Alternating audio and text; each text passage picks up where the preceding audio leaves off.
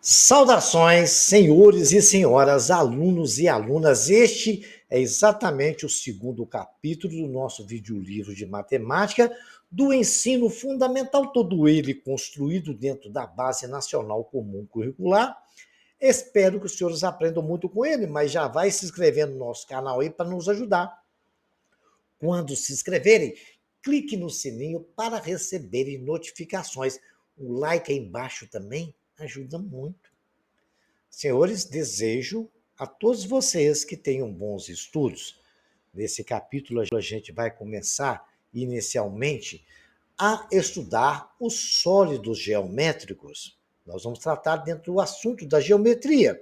Os sólidos geométricos são formas geométricas tridimensionais formadas por parede bidimensional.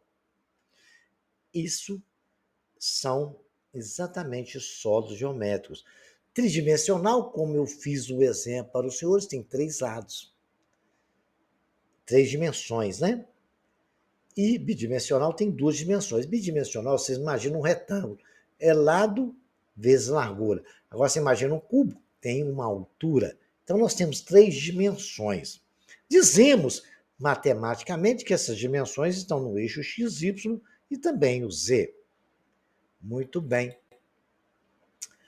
Os objetos que nós estamos acostumados no nosso dia a dia, que tem três dimensões, vocês já conhecem, por isso que eu já afirmei isso claramente para os senhores, porque vocês já conhecem isso tudo. Quem não conhece uma caixinha de chocolate, onde ela tem, vocês podem observar, ela tem um retângulo na sua face, e no fundo tem um outro retângulo do mesmo tamanho. Embaixo tem um outro retângulo um pouco mais estreito, e em cima tem um outro paralelo a ele, assim, ó, que é também na mesma medida.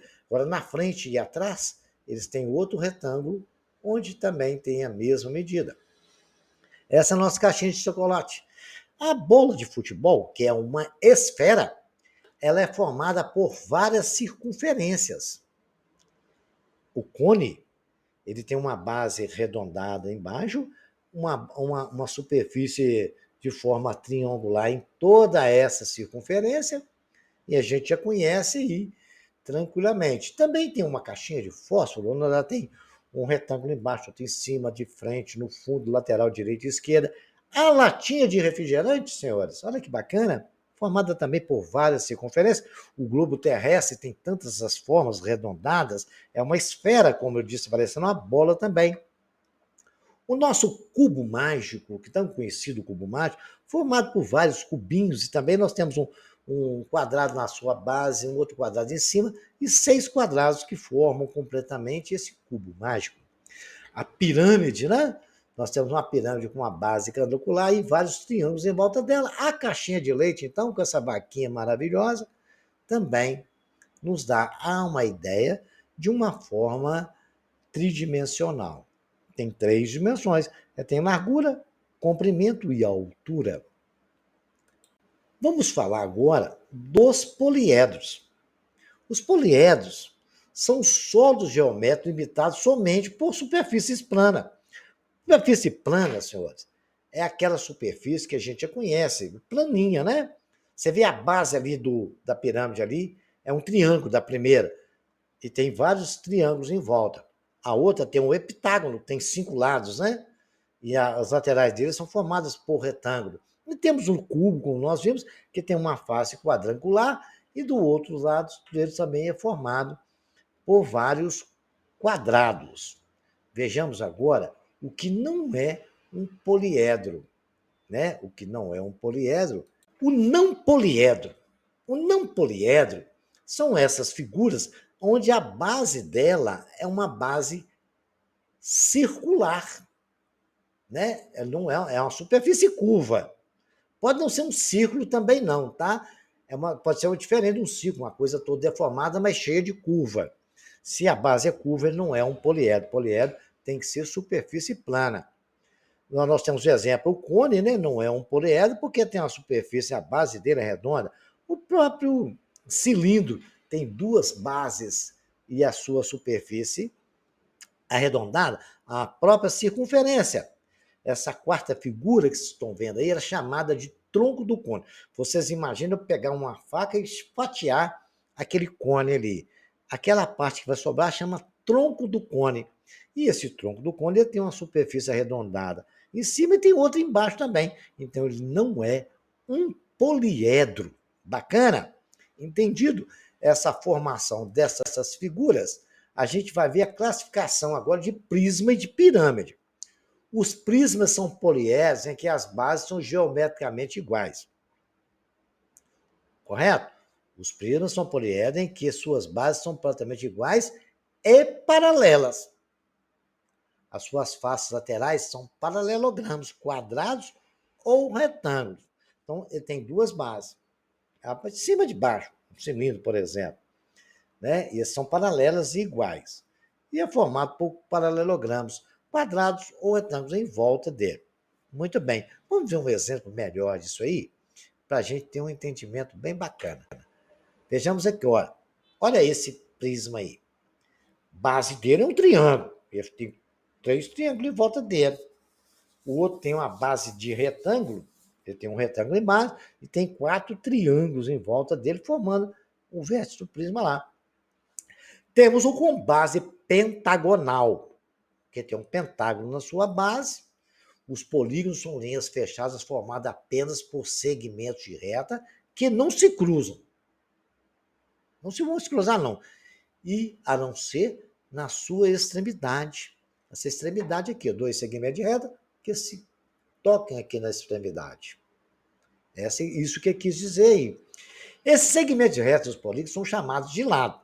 Né? A cada segmento de reta desse aqui é um lado, porque o outro lado, quando toca aqui, é um lado dele. Muito bem. Esses segmentos de reta dos polígonos são chamados de lado. Assim, outra definição mais comum, que é a primeira, é a seguinte: polígonos são figuras geométricas inteiramente formadas por lados. Polígono não tem formato arredondado e não se esqueçam desse detalhe. Os objetos reais das figuras geométricas que nós já estudamos, vimos aí, né? Que é a caixinha de leite, a esfera, que é a bola, o nosso, exatamente o cone, a caixinha de fósforo, latinha de cerveja, o nosso globo, né? O cubo mágico, também a pirâmide, com base até retangular, e a nossa caixinha de leite são figuras geométricas espaciais, são aquelas que têm 3 dimensões, comprimento, altura e largura. Você pode ver que a caixinha de leite tem uma largura, tem um comprimento, né? E ela tem uma altura. Essas figuras são divididas em 2 grupos. Os corpos redondos, delimitados por alguma superfície arredondada, e os poliedros, que são superfícies delimitadas por figura geométrica plana. Muito bem. Aí estão as figuras geométricas planas que nós acabamos de conhecer, né? Que é o círculo planinho, o quadrado, o triângulo, o retângulo, o losango, o epitágono, o hexágono, paralelogramo e outros. Conhecemos como figura plana qualquer figura que possui 2 dimensões. Nós estamos cercados de figuras planas, quadrados, cilindros, triângulos, entre outras formas de figuras planas. Figura plana tem apenas 2 dimensões. Correto? É um tampo de uma mesa, por exemplo, é uma figura plana. Muito bem. Um exercíciozinho para os senhores divertirem. Né? Vivemos num mundo cercado de formas geométricas e podemos classificar essas figuras como figuras espaciais. A alternativa a seguir, marque qual é que responde uma figura especial. É o retângulo, o círculo, o paralelogramo? Os senhores vão ver aí e vão analisar, ver o vídeo, analisar e me dar a resposta a qualquer dúvida. Estarei aguardando os senhores nos comentários. Temos que analisar a figura a seguir, né? Eu tenho ali figura 1, 2 e 3. 3 formas geométricas com formatos diferentes são considerados polígonos. Quais são considerados polígonos? A1, A2 e A3. Eu sou A1, sou A2. Somente A3, A1 e A2, A2 e A3. Eu vou deixar isso aí para os senhores analisarem. Ok? Bacaninha? Vejamos aqui um outro exercício, né, sobre as figuras geométricas planas. Vou analisar qual a alternativa que está reta, qual que está certa, qual que é correta. Vocês vão ver lá, o cubo e o cone são exemplos de figuras planas presentes no nosso cotidiano. Tá certo ou tá errado? É vocês que vão responder. Assim até a letra E. Eu aguardo a resposta dos senhores. Esse exercício ele é bem bacana. Vocês vão ver para mim essa figura aí. Primeira, segunda e a terceira. Qual dela? Esse aí caiu no Enem de 2012. A Maria quer inovar sua loja com embalagem e decidiu vender caixas com diferentes formatos. Na imagem apresentamos estão as planificações dessas caixas. Né? Planificação de 3 caixas com dimensões e formatos. Quais são os sós geométricos que Maria obterá através dessa planificação? O primeiro, ele vai ser um cilindro, uma caixa de sapato ou o quê? Ou ele vai ser um prisma? Ou ele vai ser uma pirâmide? O segundo vai ser um cilindro, um prisma, uma pirâmide. Aí vocês vão ver qual é a classificação, marcar qual é a letra, se é A, se é a B, se é a C, qual que está correta. Falou, senhores? Vejamos agora a representação do ponto reta e plano. Um ponto é representado por uma letra maiúscula do alfabeto latino. Exatamente, uma reta é denotado por uma letra maiúscula do alfabeto latino. E o plano é representado por uma letra grega maiúscula. Na figura aí abaixo, temos um plano cartesiano chamado de sistema cartesiano ortogonal ou plano coordenado. É um sistema de coordenada constituído por eixos perpendiculares. Isso significa que no ponto onde essas duas retas se cruzam, é um ponto de interseção, né? Forma-se um ângulo de 90 graus, um ângulo reto. A gente vai ver isso agora mesmo ali daqui a pouco, quando a gente for estudar ângulo. O eixo horizontal é chamado de eixo de abscissa X. Já a vertical recebe o eixo das ordenadas Y. Senhores, é como se eu tivesse a lapiseira e uma caneta e formasse uma cruz perfeita. O ângulo aqui, ó, de cada lado aqui, corresponde a um ângulo de 90 graus. Vocês vão entender melhor daqui a pouco, onde eu vou falar de ângulo para os senhores. Sendo assim, representado aquilo que eu os expliquei, um ponto, o ponto A, ponto B, ponto C, D, E, F, é representado com a letra maiúscula do nosso cotidiano. O eixo X, que é a reta Y, e o X são duas retas perpendiculares, formam nelas um ângulo de 90 graus, representado pela letra minúscula do nosso alfabeto. Muito bem. Tendo esse entendimento, a gente vai começar a identificar alguns valores e algumas situações. A representação de ponto reta e plano. Retas são figuras geométricas primitivas que não possuem definição, são formadas por pontos e são infinitos, em qualquer direção. Em uma reta existem infinitos pontos. Não tem como definir, mas a gente pode conceituar que a reta é formada por infinitos pontos em qualquer direção. Retas são figuras de geométrica primitiva formadas pelo conjunto de pontos, como eu acabei de dizer. No nosso exemplo, nós temos aí a reta P de azul, a reta Q verde e a reta S. E a gente pode observar na figura da reta P que o ponto C, onde é que está os pontos C? Está em cima da reta azul. Pertence à reta P. Na reta Q, nós podemos dizer que o ponto A, olha lá, o ponto A está em cima da reta verde, que o ponto B também está em cima da reta verde, que o ponto E também está em cima da reta verde, que o ponto F também está em cima da reta, exatamente a reta Q, e podemos dizer que esses pontos pertencem a toda a reta. O ponto D não está em reta nenhuma. Então, ele só pertence ao plano, não pertence a nenhuma das retas. E a reta S, que é uma reta rosa que está ali só para enfeite, ela não tem nenhum ponto pertencente a ela. Bacana? Então, diante desses conceitos, a gente vai agora falar do plano. Planos são figuras geométricas bidimensionais com duas dimensões, né?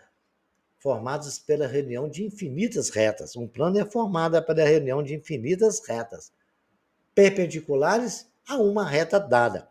Tem uma reta vermelha ali, perpendicular à reta vermelha, perpendicular, fazendo um ângulo de 90 graus. Eu tenho infinitas retas que formam o plano,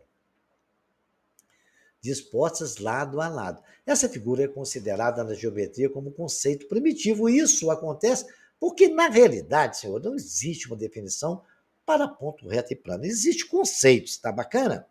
Então, esse conceito do desenho, e nesse desenho, o plano, como eu disse a vocês, a gente chama com uma letra grega, maiúscula, temos o beta.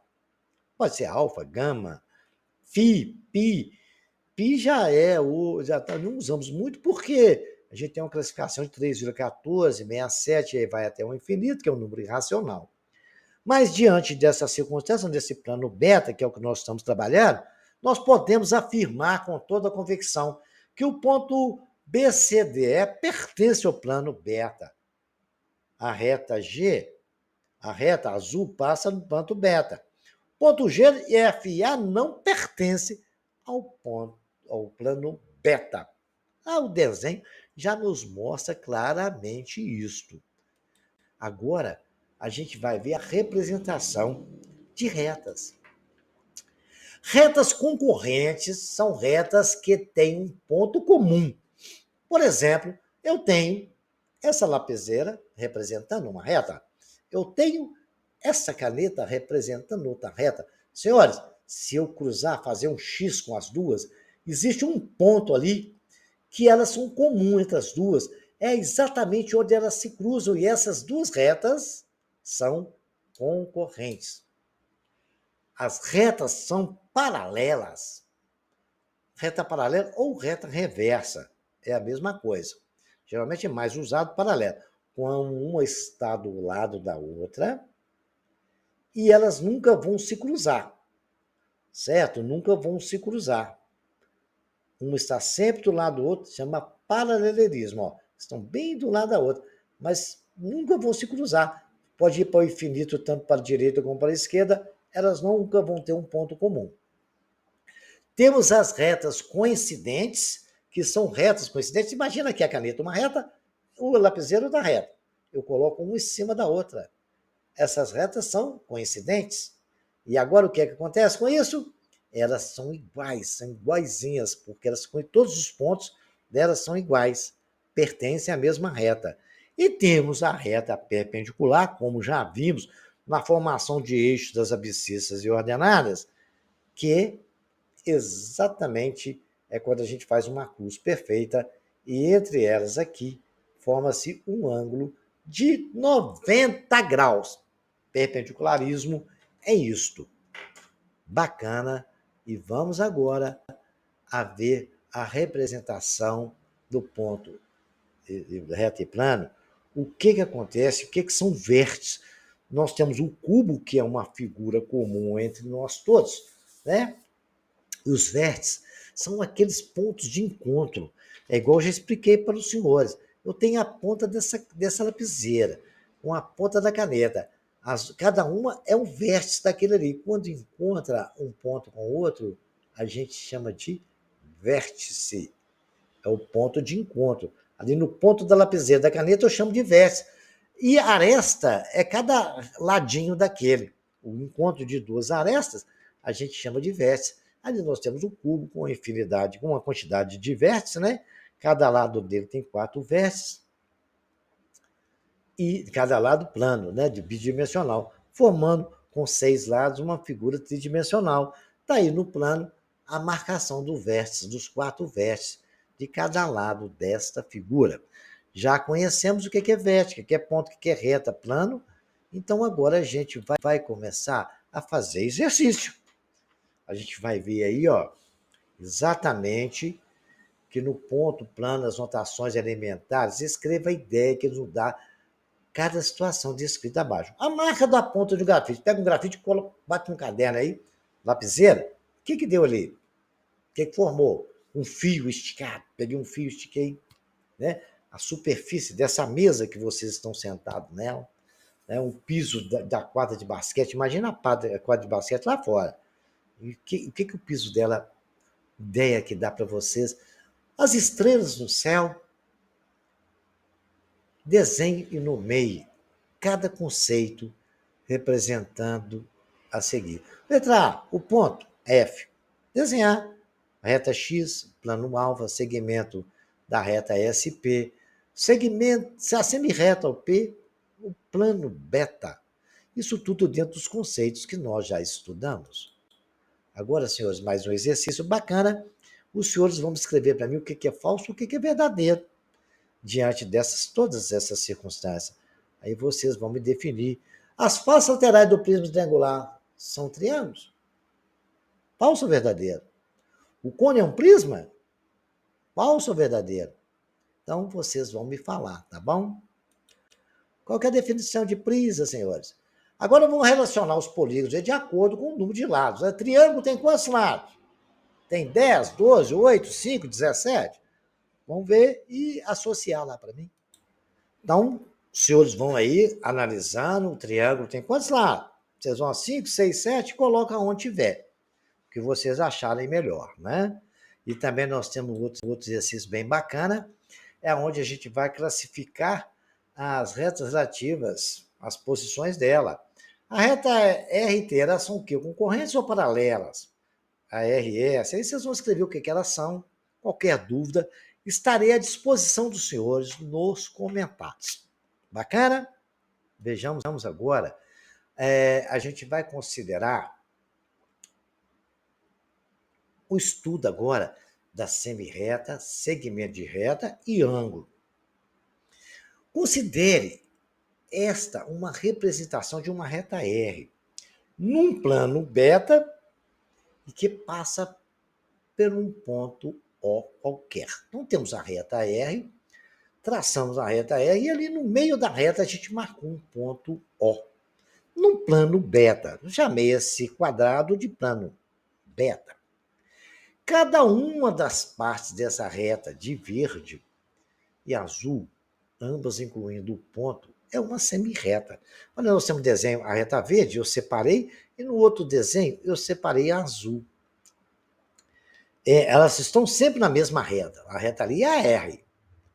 De O até na ponta. Eu botei separado para vocês verem que são duas semirretas, né? Eu separei elas. De O até na ponta do verde, origem, até ela é uma reta. A azul, de origem O até na outra ponta, é outra semirreta. As duas formam a reta R.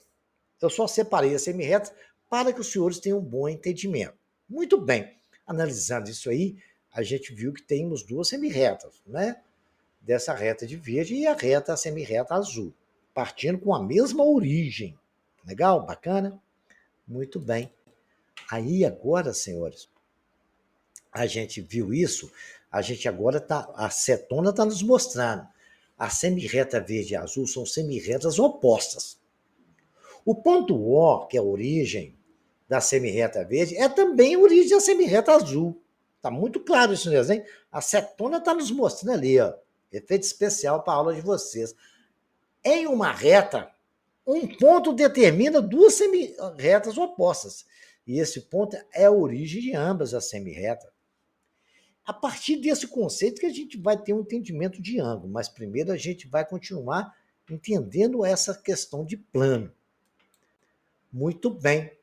Agora vamos considerar a reta S, representada a seguir, e passa pelo ponto O, A e B. A reta S é essa reta toda azul, e lá nós temos o ponto A, ponto O e o ponto B. OA, aquele OA com tracinho, significa semirreta, não é isso? Vimos isso em slides anteriores. A semirreta de origem O e passa pelo ponto A. Beleza. E OB é a semirreta de origem O que passa pelo ponto B. Aí, então, não tem muito segredo, não. Então, para fixar tudo aquilo que nós já vimos, eu vou deixar exercícios aqui para os senhores entender. Vocês vão associar corretamente. O que significa aquele A, B com aquelas duas setinhas? É o primeiro desenho, o segundo, o terceiro, o quarto? Né? Considerando as figuras abaixo, os senhores vão ver quantos segmentos há na primeira figura e na segunda.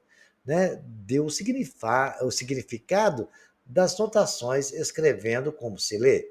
MN, RS é o quê? Uma semirreta, um segmento de reta, PQ é o quê? Bacana? Temos aí os símbolos AB e BA, que denotam a mesma reta? Sim ou não? Por quê? Os símbolos PQ e OQ denotam um segmento de reta e por quê? Tentam pensar nisso e explicar dentro daquilo que nós estudamos nos slides anteriores. Agora, se você não determinar as medidas dos lados polígonos usando uma régua e um compasso, aí como é que a gente vai fazer isso? Vocês vão pegar um compasso, vocês já têm um compasso aqui, está aqui um compasso, bem bacaninha, bonitinho. No lado E do retângulo, seria um exemplo, vocês vão colocar aqui esse grafite. Bacana? Aqui, ó, o grafite aqui bonitinho, no lado E. E no lado F, vocês colocam essa pontinha de ferro aqui. Vocês vão abrir aqui, vão colocar um lá no lado E, outro lado F. Bacana? Coloquei lá. Aí eu vou vir com uma régua aqui e vou medir. Aqui eu vou medir, certo? Quando eu medir aqui, eu vou ver que aqui tem 5 centímetros, olha lá, aproximadamente, entre o E e o F. O H e o G tem o mesmo valor, porque aquilo é um paralelogramo, né? O F e o G, e saber medida de todos. Do triângulo também eu quero a mesma medida. Vocês vão identificar no set as retas pelos pontos, né? Tanto do A como do B. O que é? Qual que é a reta? Qual que é o segmento de reta? O que acontece? Quantos segmentos nós temos aí? Então vamos ver isso aí, tá? Vou deixar para os senhores, bem bacaninha. Vocês vão identificar as semi-retas dos seus pontos, né? E também no segundo, com a ajuda do compasso, compara os tamanhos dos segmentos e indicam se eles são congruentes. Ser congruente é saber se são iguais ou não. Legal? E agora a gente vai começar a um estudo do ângulo. A ideia de ângulo, em cada uma das imagens a seguir, encontramos elementos que nos transmitem a ideia de ângulo. Não, é uma figura geométrica. O que acontece? Vocês já imaginaram esse relógio bonitinho que está aí, marcando 4 horas e alguns minutos? Entre o ponteiro ali pequeno e o maior, existe uma abertura. Isso é ângulo. E aquela circunferência, ela vai dar uma. Quando o ponteiro maior todo dá uma volta, vai formando vários ângulos ali. Vocês vão conhecer todos esses procedimentos. Né? O compasso que nós usamos para fazer a medida ali, ó, esse compasso aqui bonitinho, que está tendo a figura, essa abertura aqui, ó, essa abertura aqui é um ângulo, onde aqui nós temos um segmento de reta, uma semi-reta, e aqui uma origem. Então, eu já estou adiantando para os senhores o que eu vou explicar daqui a pouco.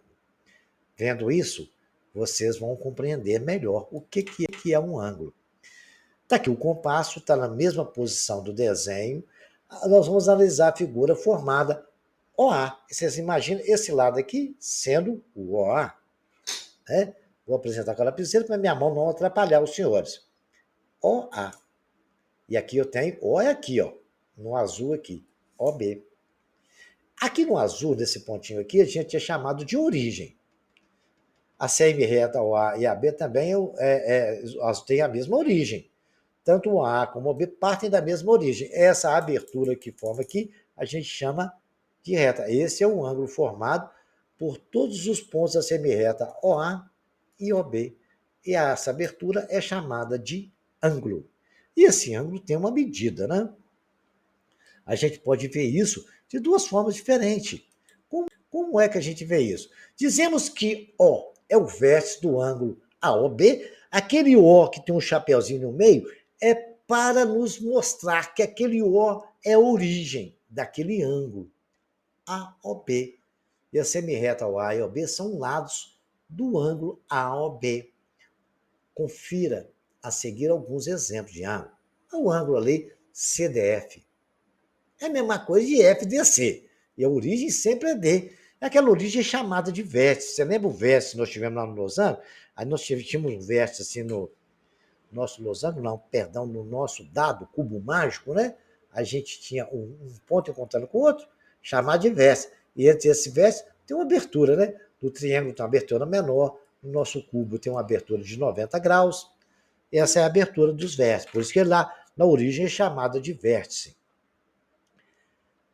RS, T, onde S é a nossa origem, é o nosso vértice, RST ou TRS, tem um chapeuzinho no meio. E temos os dois segmentos de reta, né? Que é o RS e o ST. O ponto de encontro deles forma-se o vértice e aquela abertura entre eles é chamada de ângulo. Já conhecemos tudo, né? Bacana isso aí, matemática é linda. Um dia um aluno me perguntou, professor, dar aula de matemática é bom? Eu falei, não, bom é dar aula de português, geografia, educação física. Isso é muito bom. Agora, dar aula de matemática é maravilhoso, é sensacional. É tudo mais do que de bom. É muito mais do que mais que vocês imaginam. Isso porque eu descobri que a geometria é o alfabeto com que o Criador descreve a natureza. E vamos continuar com a nossa aula. A medida de abertura do ângulo. Nós vamos aprender a medir a abertura dos ângulos sabendo que o grau é a unidade padrão de medida de abertura do ângulo. Quando duas semirretas da mesma origem A ou B são coincidentes, em todos os seus pontos são comuns, dizemos que ali forma um ângulo nulo, ou seja, o ângulo da medida é zero. Temos 0 grau. Exemplo que está aí, nós temos o segmento de reta OA, o segmento de reta OB, entre eles não existe nenhuma abertura, um está sobreposto à mesma reta. Nós dizemos que a medida do ângulo AOB é 0 graus. É zero e aquela bolinha em cima significa grau. Indicamos medida de AOB igual a 0 graus. A única grandeza associada a um ângulo é a abertura. É essa abertura que eu estou mostrando para os senhores aqui. Para simplificar a linguagem, uma vez que nos referirmos à medida de abertura de ângulo, escrevemos apenas medida do ângulo e fim de papo. Muito bem. Como é que a gente faz isso? A gente faz da seguinte forma. Muito bem. Um ângulo raso. Primeiro a gente vai tentar entender um pouquinho sobre a abertura e nomes de abertura. Um ângulo raso é formado por duas semirretas opostas. E ela mede 180 graus. Você pode ver, nós temos a semirreta que parte de 0 graus e vai até a 180. Ou então a reta DC. Nós marcamos um ponto zero nela, demos ali a metade da circunferência, isso vale 180 graus, que é um ângulo raso. Abertura não existe ali, é 180 graus. Muito bem. Meia circunferência, partiu do zero, andou e foi até o outro lado. E quando ela chegou, que ela cruzou aqui certinho, aqui, nesse ponto, tem 90 graus, que é a metade do ângulo raso, que é chamado de ângulo reto. Tranquilo? O ângulo raso vai até do outro lado. A metade dele, que é a metade de 180, vale 90. Então, agora a gente vai conhecer uma ferramenta para a gente medir ângulo, né? Para medir ângulos, podemos usar um instrumento chamado transferidor, e ele é dividido em graus. Cada tracinho daquele vale 1 grau. Como ele é a metade de uma circunferência, nós temos apenas 180. Existem transferidores que têm 360 graus, que é a circunferência completa. Mas para medir o ângulo, nós precisamos só da metade, porque depois só jogar na parte de baixo vai ser a mesma coisa. E como que a gente mede um ângulo? Eu vou adiantar para os senhores a explicação que a gente vai fazer aqui na frente. Vou marcar, medir um ângulo. Eu tenho um segmento onde tem a origem, dois segmentos, OA e OB. Muito bem. Ali entre eles existe uma abertura. Eu não sei o valor daquele ângulo, eu quero calcular aquela abertura. Eu pego aquele origem, coloco lá no centro do transferidor, aquele transferidor vem marcado com uma retinha ali. Depois, entre o ponto O e o A, eu coloco simplesmente no zero do transferidor. Aí eu vou lá no B e vou ver a medida que está. Nesse exemplo aqui que nós estamos fazendo, ele caiu em cima do 45 graus. Beleza. OAB vale o ângulo O, no chapeuzinho no meio do O, vale 45 graus. E esse exemplo é o mesmo para medir qualquer ângulo. Vamos fazer aqui? Eu vou escrever esse exemplo que nós fizemos e vamos ver um outro ângulo aqui para a gente ver como é que faz. Aí está no quadrado branco em cima o que nós fizemos na tela anterior. Né? Nós calculamos lá o ângulo OAB, que deu 45 graus. Vamos medir esse ângulo aqui, o OCD. Fiz a mesma coisa. Peguei a origem, coloquei lá no centro. O C eu coloquei no zero. E fui lá ler onde é que está o D. O D deu exatamente em cima do 30. Então eu escrevi que a medida de COD, chapeuzinho no meio, para falar que aquilo é um ângulo. Vale 30 graus. Bacaninha? Vamos ver aqui agora mais um exemplo aqui, né? Um ângulo maior que 90. O que é um ângulo maior que 90? Um ângulo agudo? Não, obtuso. O exemplo que nós fizemos lá no 45 graus, vamos para o mesmo procedimento.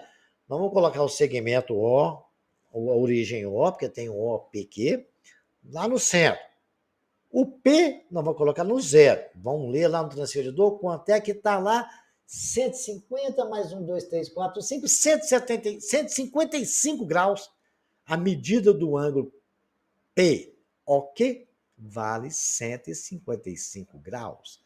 Que bacaninha, hein?